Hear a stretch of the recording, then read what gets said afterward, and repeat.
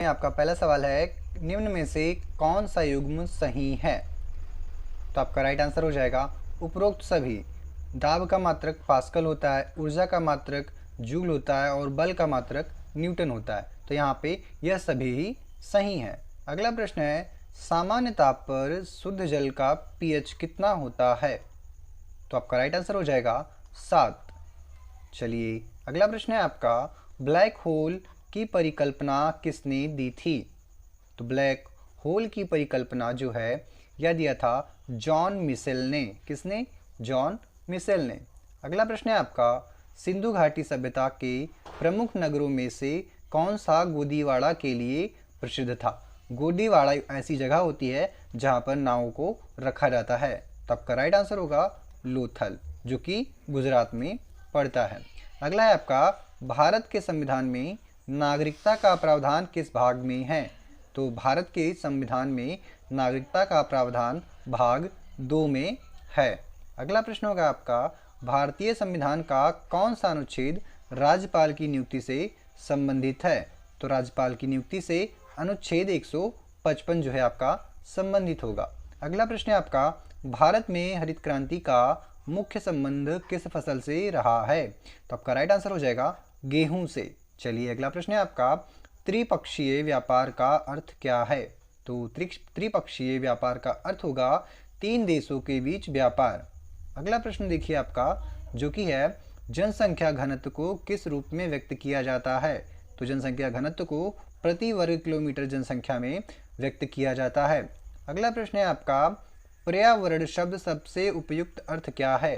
तो पर्यावरण शब्द का सबसे उपयुक्त अर्थ होगा जीव और उनके चारों ओर की परिस्थितियां।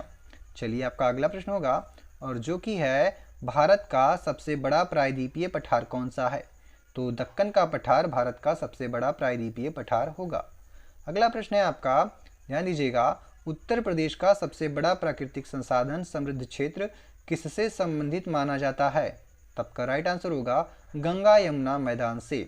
चलिए अगला प्रश्न है आपका, उत्तर प्रदेश की कथक नृत्य परंपरा का प्रमुख केंद्र किससे जुड़ा है? तो कथक का नृत्य परंपरा का प्रमुख केंद्र जो है वो आपका लखनऊ से जुड़ा है। चलिए अगला प्रश्न है आपका, और ध्यान दीजिएगा अगले प्रश्न पे, कुंभ मेले की उत्तर प्रदेश में प्रमुख परंपरागत जगह कौन सी है? तो कुंभ मेले की उत्तर प्रदेश में प्रमुख परंपरागत जो जगह है वो आपका प्रयागराज होगा। Option B is the right answer. चलिए नेक्स्ट क्वेश्चन है आपका, मेजर ध्यानचंद पुरस्कार किस क्षेत्र से संबंधित है? तो मेजर ध्यानचंद पुरस्कार जो है आपका यह खेल से संबंधित है। ऑप्शन बी आपका बिल्कुल राइट आंसर होगा। चलिए अगला प्रश्न है आपका, उत्तर प्रदेश में जिला स्तर पर पुलिस प्रशासन का प्रमुख कौन होता है? तो साथियों, उत्तर प्रदेश में जिला स्तर पर पुलिस प्रशासन का जो प्रमुख है वह वरिष्ठ पुलिस अधीक्षक या पुलिस अधीक्षक होता है। चलिए अगला प्रश्न है दोस्तों आपका, मानवाधिकारों का मूल स्रोत किसे माना जाता है? तो आपका राइट आंसर होगा यह मानव की गरिमा और स्वतंत्रता से संबंधित है, इसे ही मूल स्रोत माना जाता है। अगला प्रश्न है, आतंकवाद की सबसे सही विशेषता क्या है? तो आपका राइट आंसर होगा राजनीतिक या आदर्शवादी उद्देश्य हेतु हिंसा करना। अगला प्रश्न होगा आपका, भारत और नेपाल के बीच खुली सीमा की विशेषता क्या है? तो राइट आंसर हो जाएगा, यह हो जाएगा मुक्त आवागमन। ठीक है। चलिए अगला प्रश्न है आपका, मुख्यालय कहाँ है? तो साथियों, संयुक्त राष्ट्र संघ का जो मुख्यालय है यह आपका राइट आंसर हो जाएगा न्यूयॉर्क में। कहाँ पे? न्यूयॉर्क में। चलिए नेक्स्ट क्वेश्चन है आपका, अंतर्राष्ट्रीय न्यायालय कहाँ स्थित है? तो अंतर्राष्ट्रीय न्यायालय जो है आपका हेग में स्थित है। कहाँ पे? हेग में। नेक्स्ट क्वेश्चन है, नोबेल पुरस्कार किस वर्ष दिए जा रहे हैं? तो किस वर्ष से दिए जा रहे हैं? तो नोबेल पुरस्कार जो है आपका 1901 से दिए जा रहे हैं। अगला प्रश्न होगा आपका, भारत का राष्ट्रीय फल कौन सा है? तो आम भारत का राष्ट्रीय फल होगा। अगला प्रश्न है आपका, भारत का राष्ट्रीय पशु कौन सा है? तो भारत का राष्ट्रीय पशु साथियों बाघ हो जाएगा। चलिए अगला प्रश्न होगा आपका, ध्यान दीजिएगा, क्या है, पृथ्वी दिवस कब मनाया जाता है? तो साथियों, पृथ्वी दिवस जो है आपका यह प्रत्येक वर्ष 22 अप्रैल को मनाया जाता है। अगला प्रश्न है, चंद्रमा पर पहला मानव मिशन कौन सा था? तो चंद्रमा पर पहला मानव मिशन जो था वह था अपोलो 11। क्या था? अपोलो 11। चलिए अगला प्रश्न है, डार्विन किस खोज या सिद्धांत से जुड़े हुए हैं? तो डार्विन जो है साथियों आपका किससे जुड़े हुए हैं? तो बिल्कुल राइट आंसर होगा, डार्विन ने जो है विकासवाद का सिद्धांत दिया है और इससे जुड़े हुए हैं। ठीक है, अगला प्रश्न होगा आपका, रामचरितमानस के रचयिता कौन है? तो रामचरितमानस के जो रचयिता है साथियों वो होंगे आपके तुलसीदास। कौन? तुलसीदास हो जाएगा। चलिए अगला प्रश्न है आपका, सोशल मीडिया पर हैशटैग का उपयोग किसके लिए होता है? तो सोशल मीडिया पर हैशटैग का जो उपयोग है साथियों वह विषय या वर्गीकरण पहचानने के लिए होता है। अगला प्रश्न होगा आपका, उत्तर प्रदेश की मुख्यमंत्री कन्या सुमंगला योजना मुख्यतः किससे संबंधित है? तो यह मुख्यतः बालिकाओं के कल्याण से संबंधित है। अगला प्रश्न होगा आपका, महिला सशक्तिकरण का सबसे उपयुक्त संकेतक कौन सा है? तो साथियों महिला सशक्तिकरण का सबसे उपयुक्त संकेतक होगा शिक्षा, स्वास्थ्य और निर्णय क्षमता। चलिए अगला प्रश्न होगा आपका, ध्यान दीजिएगा, आत्मनिर्भरता का अर्थ क्या है? तो साथियों आत्मनिर्भरता का अर्थ होता है अपनी आवश्यकताओं की पूर्ति हेतु स्वावलंबन, यानी कि दूसरों पर निर्भर न रहना अपनी आवश्यकताओं हेतु। अगला है आपका, ज्वार भाटा की घटना किसके कारण होती है? तो ज्वार भाटा की जो घटना है यह चंद्रमा और सूर्य के गुरुत्वाकर्षण के कारण होती है। अगला प्रश्न है, मृग तृष्णा किस प्राकृतिक घटना से संबंधित है? तो मृग तृष्णा जो है यह आपका प्रकाश का क्या होगा? प्रकाश के अपवर्तन से संबंधित है। तो ऑप्शन ए यहाँ पे राइट आंसर होगा। चलिए अगला प्रश्न है, अंतर्राष्ट्रीय मुद्रा कोष IMF का उद्देश्य क्या है? तो साथियों अंतर्राष्ट्रीय मुद्रा कोष IMF का जो उद्देश्य है वह यह है मौद्रिक स्थिरता और वित्तीय सहयोग पहुंचाना। ठीक है, चलिए अगला प्रश्न है आपका, विश्व बैंक का मुख्य उद्देश्य क्या है? तो विश्व बैंक का मुख्य उद्देश्य जो है साथियों वह होगा आपका विकास परियोजनाओं के लिए वित्त सहायता देना। ठीक है, अगला प्रश्न होगा आपका, टोक्यो किस देश की राजधानी है? तो साथियों जो टोक्यो है यह आपका जापान की राजधानी है। कहाँ की? जापान की है। चलिए अगला प्रश्न है, रुपया किस देश की मुद्रा है? ठीक है, तो यह नेपाल की भी है, श्रीलंका के भी है और भारत की भी, यानी कि उपरोक्त सभी। चलिए अगला प्रश्न होगा आपका, विश्व स्वास्थ्य दिवस कब मनाया जाता है? तो विश्व स्वास्थ्य दिवस जो है यह आपका प्रत्येक वर्ष 7 अप्रैल को मनाया जाता है। चलिए अगला प्रश्न है आपका, ओजोन परत मुख्यतः किससे रक्षा करती है? तो ओजोन परत जो है मुख्यतः पराबैंगनी किरणों से रक्षा करती है। अगला प्रश्न है आपका, भारत का संविधान कब लागू हुआ? तो भारत का संविधान आपका 26 जनवरी 1950 को लागू हुआ था। अगला प्रश्न होगा आपका, संविधान सभा के अस्थायी अध्यक्ष कौन थे? तो संविधान सभा के जो अस्थायी अध्यक्ष थे वह थे आपके कौन? डॉक्टर राजेंद्र प्रसाद। चलिए अगला प्रश्न है आपका, मौलिक अधिकारों का उल्लेख संविधान के किस भाग में है? तो मौलिक अधिकारों का उल्लेख जो है वह संविधान के भाग 3 में है। मौलिक अधिकार भाग 3 में दिए गए हैं। अगला प्रश्न होगा आपका, नीति निदेशक तत्व का सिद्धांत किस देश के संविधान से प्रेरित है? तो साथियों नीति निदेशक सिद्धांत जो है यह आपका कहाँ से प्रेरित है? तो यह आपका आयरलैंड से प्रेरित है। चलिए अगला प्रश्न है आपका, भारत में संघीय व्यवस्था किस विशेषता के साथ है? तो भारत में संघीय व्यवस्था जो है वह केंद्र एवं राज्यों में शक्तियों के विभाजन के साथ स्थापित है। अगला प्रश्न होगा आपका, पर्यावरणीय प्रदूषण का सबसे प्रमुख कारण क्या माना जाता है? तो पर्यावरणीय प्रदूषण का जो सबसे प्रमुख कारण है साथियों वह क्या है? मानवीय गतिविधियों को माना जाता है। ठीक है, चलिए अगला प्रश्न होगा आपका कि ग्रीन हाउस प्रभाव किससे संबंधित है? तो साथियों ग्रीन हाउस प्रभाव जो है यह पृथ्वी के तापमान में वृद्धि से है। किसमें? पृथ्वी के तापमान में वृद्धि से है। चलिए अगला प्रश्न होगा आपका, ध्यान दीजिएगा, क्या है? वाणिज्य का मूल्य अर्थ क्या है? तो वाणिज्य का मूल्य अर्थ क्या होगा साथियों? मूल अर्थ यह होगा वस्तुओं एवं सेवाओं का विनिमय। ठीक है, आदान प्रदान। अगला प्रश्न होगा आपका, व्यापार संतुलन में किसका अंतर शामिल होता है? तो व्यापार संतुलन में जो है आपका निर्यात और आयात का जो अंतर वह शामिल होता है। चलिए अगला प्रश्न है आपका, भारत में कृषि जनगणना मुख्यतः किससे संबंधित है? तो भारत में कृषि जनगणना है यह मुख्यतः कृषि जोत और भूमि उपयोग से संबंधित है। चलिए अगला प्रश्न है आपका, रबी फसल का प्रमुख मौसम कौन सा है? तो रबी की फसल का जो प्रमुख मौसम है वो आपका होता है सर्दी। कौन सा? सर्दी होता है। चलिए अगला प्रश्न होगा आपका, खरीफ की फसल बोई जाती है। तो साथियों जो खरीफ की फसल होती है यह मानसून आरंभ होने के साथ में बोई जाती है। चलिए अगला प्रश्न है आपका, उत्तर प्रदेश में गन्ना उत्पादन का प्रमुख कारण क्या है? तो उत्तर प्रदेश में गन्ना उत्पादन का जो प्रमुख कारण है वह आपका होगा उपजाऊ जलोढ़ मिट्टी। ठीक है, उपजाऊ जलोढ़ मिट्टी। चलिए अगला प्रश्न है, दलहन फसलों का प्रमुख गुण क्या है? तो दलहन फसलों का जो प्रमुख गुण है वह आपका क्या हो जाएगा? तो वह होगा ऑप्शन के हिसाब से इसमें जाएं तो यह इसमें हो जाएगा मिट्टी। क्या है? मिट्टी में नाइट्रोजन स्थिरीकरण से। तो ऑप्शन बी आपका बिल्कुल राइट आंसर होगा।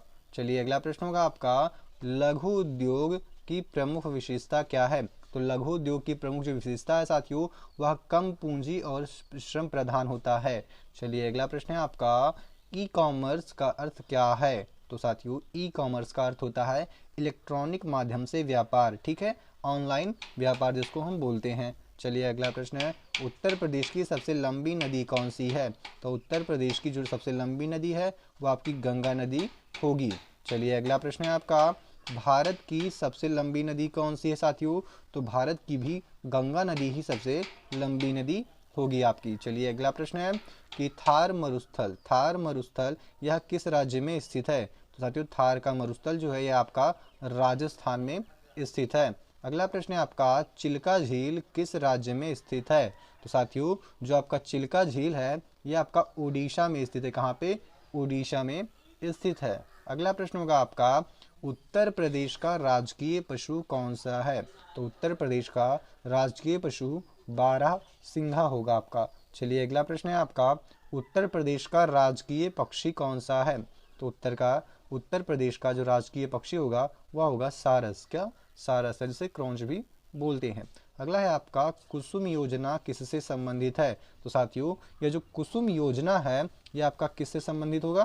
तो आपका बिल्कुल राइट आंसर हो जाएगा, यह सौर ऊर्जा से संबंधित होगा। अगला प्रश्न है आपका, अटल पेंशन योजना का उद्देश्य क्या है? तो अटल पेंशन योजना का जो उद्देश्य साथियों वह होगा वृद्धावस्था पेंशन की सुरक्षा।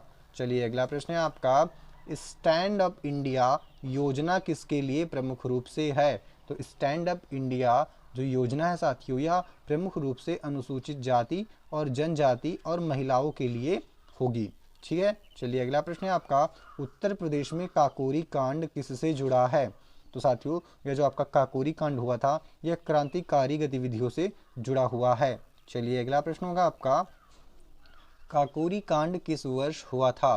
तो काकोरी कांड वर्ष 1925 में हुआ था। चलिए अगला प्रश्न है आपका, मानवाधिकार दिवस कब मनाया जाता है? तो मानवाधिकार दिवस जो है यह आपका 10 दिसंबर को मनाया जाता है प्रत्येक वर्ष। चलिए अगला प्रश्न है आपका, अंतर्राष्ट्रीय शांति दिवस कब मनाया जाता है? तो अंतर्राष्ट्रीय शांति दिवस जो है यह आपका 21 सितंबर को मनाया जाता है, अंतर्राष्ट्रीय शांति दिवस। अगला है आपका, क्या है? Belt and road initiative. क्या है? बेल्ट एंड रोड इनिशिएटिव किस देश से जुड़ा है? तो ये आपका बिल्कुल राइट आंसर होगा, यह चीन से जुड़ा हुआ है। चलिए अगला प्रश्न है आपका, सार्क का पूरा नाम क्या है या पूरा रूप क्या है? तो आपका जो बिल्कुल राइट आंसर होगा वह हो जाएगा south Asian association for regional corporation. ठीक है, चलिए अगला प्रश्न होगा आपका, ब्रिक्स में वर्तमान में 5 देश कौन कौन से हैं? तो ब्रिक्स जो है साथियों वर्तमान में कौन कौन से देश हैं भारत मतलब इसमें ब्रिक्स में? तो आपका बिल्कुल राइट आंसर हो जाएगा, इसमें आपका हो जाएगा कौन कौन? तो इसमें ब्राज़ील है, रूस है, भारत है, चीन है और दक्षिण अफ्रीका है। तो ऑप्शन ए आपका बिल्कुल ही राइट आंसर होगा। चलिए आपका अगला प्रश्न है, ज्ञानपीठ पुरस्कार किसके लिए दिया जाता है? तो ज्ञानपीठ पुरस्कार जो है साथियों यह आपका साहित्य के लिए दिया जाता है। किसके लिए? साहित्य के लिए दिया जाता है। अगला है आपका, भारत रत्न किस श्रेणी में आता है? तो साथियों जो भारत रत्न है यह एक प्रकार का सर्वोच्च नागरिक सम्मान है। चलिए अगला प्रश्न होगा आपका, पद्मश्री किस प्रकार का पुरस्कार है? तो पद्मश्री जो है यह आपका कैसा किस प्रकार का जो है सम्मान है? तो यह एक नागरिक सम्मान है। कैसा? नागरिक सम्मान है। अगला प्रश्न होगा आपका, भारत की राजधानी क्या है? तो साथियों भारत की जो राजधानी है वो आपकी नई दिल्ली होगी। चलिए अगला प्रश्न है, संयुक्त राज्य अमेरिका की राजधानी क्या है? तो संयुक्त राज्य अमेरिका की राजधानी जो है वह होगा वाशिंगटन डीसी। चलिए अगला प्रश्न है आपका, जापान की मुद्रा क्या है? तो जापान की मुद्रा साथियों, जापान की मुद्रा को हम एन कहते हैं। क्या बोलते हैं? एन बोलते हैं। चलिए अगला प्रश्न होगा आपका, महात्मा गांधी जयंती कब मनाई जाती है? तो महात्मा गांधी जी की जयंती आपका 2 अक्टूबर को मनाया जाता है। चलिए अगला प्रश्न होगा आपका, विश्व पर्यावरण दिवस किस दिन मनाया जाता है? तो विश्व पर्यावरण दिवस साथियों यह आपका कब मनाया जाता है? तो 5 जून को प्रत्येक वर्ष मनाया जाता है विश्व पर्यावरण दिवस। अगला है, आवर्त सारणी का जनक किसे माना जाता है? तो आवर्त सारणी का जो जनक है साथियों वह मेंडेलीव को माना जाता है। किसको? मेंडेलीव को माना जाता है। अगला है आपका, डीएनए का पूर्ण रूप क्या है? तो डीएनए का पूर्ण रूप होगा deoxy ribo nucleic acid. Option A आपका राइट आंसर होगा। चलिए आपका अगला प्रश्न है, बिग बैंग सिद्धांत क्या है? बिग बैंग सिद्धांत किससे संबंधित है? तो साथियों बिग बैंग जो सिद्धांत है यह आपका ब्रह्मांड की उत्पत्ति से संबंधित है। चलिए अगला प्रश्न है आपका, किताबों का लेखक और पुस्तक का सही युग्मक कौन सा है? तो आप लोग इसको कमेंट करके बताइएगा, ध्यान से देखिएगा। तो गीता का रहस्य के लेखक कौन है? क्या तिलक जी हैं? हाँ बिल्कुल सही। गोदान के लेखक कौन है? प्रेमचंद्र जी हैं? हाँ हैं। तमस के लेखक कौन है? राही मासूम रजा जी हैं? हाँ हैं। तो यानी कि उपरोक्त तो सभी जो है आपका सही जवाब हो जाएगा। चलिए फिर देखते हैं आपका अगला प्रश्न क्या है, मन की बात किससे संबंधित है? तो साथियों जो मन की बात है यह आपका रेडियो और जनसंचार कार्यक्रम से संबंधित होगा। अगला प्रश्न है आपका, फेसबुक किस प्रकार का माध्यम है? तो फेसबुक जो है एक प्रकार का सोशल मीडिया प्लेटफॉर्म है। अगला है आपका, ट्विटर यानी एक्स जिसको अब बोला जाता है का प्रमुख उपयोग क्या है? तो साथियों जो ट्विटर होता है इसका उपयोग किस स्थिति में किया जाता है? इसका उपयोग जो है त्वरित संदेश और माइक्रो ब्लॉगिंग के लिए किया जाता है। अगला प्रश्न होगा आपका, उत्तर प्रदेश की कल्याणकारी योजना रानी लक्ष्मीबाई महिला एवं बाल सम्मान कोष किससे जुड़ी है? तो आपका राइट आंसर होगा संकटग्रस्त महिलाओं और बच्चों की सहायता से। चलिए अगला प्रश्न है आपका, बेटी बचाओ बेटी पढ़ाओ का मुख्य उद्देश्य क्या है? तो जो आपका बिल्कुल राइट आंसर होगा लिंगानुपात सुधार और शिक्षा, महिलाओं की लिंगानुपात सुधार और शिक्षा में सुधार। ठीक है। अगला प्रश्न होगा आपका, स्वच्छ भारत मिशन मुख्यतः किससे संबंधित है? तो स्वच्छ भारत मिशन जो है यह मुख्यतः स्वच्छता और खुले में शौच मुक्त अभियान से संबंधित है। अगला प्रश्न होगा आपका, जेट इंजन किस सिद्धांत पर कार्य करता है? तो जेट इंजन जो होता है साथियों यह न्यूटन की गति के नियमों पर काम करता है। किसके? न्यूटन के गति के नियमों पर कार्य करता है। अगला है आपका, भूकंप मापने के लिए किस यंत्र का उपयोग होता है? तो साथियों भूकंप को मापने के लिए इस सिग्मोग्राफ का यूज़ किया जाता है। किसका? इस सिग्मोग्राफ का। ऑप्शन बी आपका राइट आंसर होगा। चलिए आपका अगला प्रश्न है, प्रायद्वीपीय प्रवाह सिद्धांत किससे संबंधित है? तो महाद्वीपीय जो प्रवाह सिद्धांत है, ध्यान दीजिएगा, महाद्वीपीय प्रवाह सिद्धांत जो है यह किससे संबंधित है? तो आपका जो बिल्कुल राइट आंसर हो जाएगा वो हो जाएगा वेगेनर से। किससे? वेगेनर से संबंधित है। चलिए आपका अगला प्रश्न है, ध्यान दीजिएगा, भारत में कपास की सबसे अच्छी फसल किस प्रकार की मिट्टी में होती है? तो कपास की जो सबसे अच्छी मिट्टी होती है वह कौन सी मिट्टी होती है? काली मिट्टी होती है, जिसे रेगुर मिट्टी भी कहा जाता है। चलिए आपका अगला प्रश्न है कि जूट को किस नाम से भी जाना जाता है? तो साथियों जो जूट होता है यह आपको इसे सुनहरा रेशा भी कहा जाता है। तो ऑप्शन बी आपका बिल्कुल ही सही जवाब होगा। अगला प्रश्न होगा आपका, पेट्रोलियम को किस नाम से भी पुकारा जाता है? तो साथियों पेट्रोलियम होता है इसे काला सोना के नाम से भी जाना जाता है।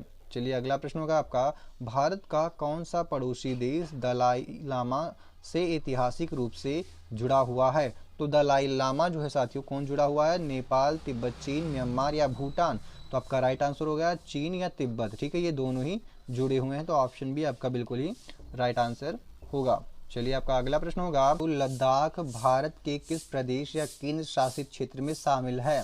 तो आपका राइट आंसर हो जाएगा यह लद्दाख में ही है। आप सभी लगा सोच रहे हो यहाँ जम्मू कश्मीर होगा, बट नहीं साथियों, यह 2019 से पहले जम्मू कश्मीर में आता था, लेकिन उसे जो है अब हटा दिया गया है जम्मू कश्मीर से, इसे एक स्वतंत्र क्या कर दिया गया है, केंद्र शासित प्रदेश बना दिया गया है अलग से। ठीक है, तो आपका जो बिल्कुल राइट आंसर होगा बी यानी लद्दाख। ठीक है, आपको कंफ्यूज नहीं होना है, इसमें बच्चे 100% कंफ्यूज होते हैं और यह प्रश्न आ भी सकता है क्योंकि ये करंट के मामलों से ज़्यादा संबंधित रहा है। अगला है आपका, उत्तर प्रदेश में शिक्षा और संस्कृति की दृष्टि से जो सारनाथ है यह किससे प्रसिद्ध है या किसके लिए प्रसिद्ध है? तो जो सारनाथ है साथियों, यह आपका बौद्ध धर्म के लिए प्रसिद्ध है। किसके लिए? बौद्ध धर्म के लिए प्रसिद्ध होगा। चलिए आपका अगला प्रश्न है साथियों, ध्यान दीजिएगा।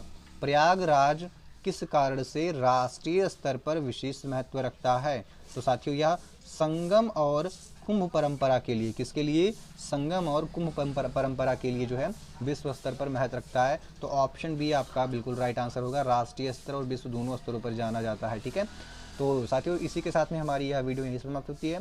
मिलते हैं नेक्स्ट वीडियो में, तब तक के लिए जय हिंद साथियों। और हाँ, आपने 100 में से कितने क्वेश्चंस राइट किए हैं आप लोग का आंसर को अपने कमेंट करके बताइए। ठीक है, तो मिलते हैं नेक्स्ट वीडियो में, तब तक के लिए जय हिंद दोस्तों। पढ़ते रहिए, आगे बढ़ते रहिए।